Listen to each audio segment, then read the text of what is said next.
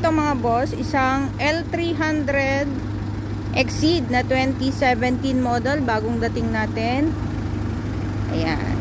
Bale, ito yung service natin, isang Ford EcoSport na 2017 model, titanium. Ayan.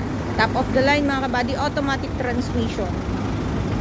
And then, meron tayong GL dito na 2018 model. Ayan, gwapong-gwapo, naka-mags. All original paint po yan. Automatic transmission 2018 model 3.0 engine mga kabady. All orig. At saka meron tayong 2016 model 3.0 din po yan. Automatic transmission. Napakakinis ng pintura mga kabady. Makakapal 4 na gulong. Makinis. Pati interior, sariwa interior.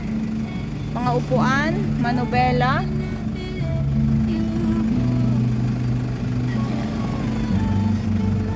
Detailed. Yun. Urig-urig mga salamin. Yan. So, bali 4 po yan. Meron din po tayong Innova na 2008 model. E-variant mga kabady, pero hindi na natin nadala, iniwan na natin, wala tayong driver, balikan na lang po natin bukas. So yan, napakasasariwa ng unit mga kabady. Yan o.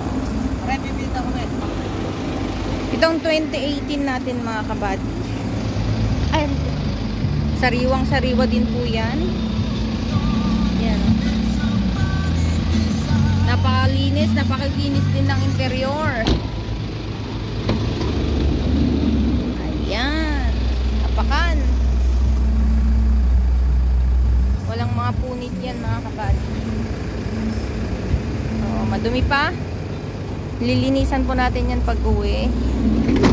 Yung urig-urig din mga salamin. Meron din tayo dito EcoSport. Ayan, EcoSport natin.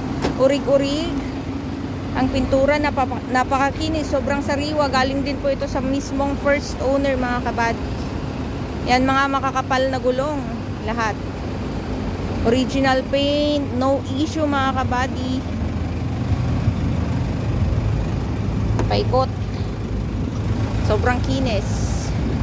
Tapos itong ating L300 na Exceed 2017 model. Ayan, 4D56 ang makina mga kabady. Makakapal mga gulong, halos bago. Kasama reserba mga kabady. Yan. Meron lang tayo ipapagawa dito sa kanyang pintura dito sa likod. Normal sa mga ganitong L300. Company car siya mga kabady. Meron siyang mga natuklap yung mga pintura niya. Yan. Tapos interior niya, hindi mabuksan. Yan yung interior niya mga kabady. Malinis din. Lilinisan lang natin.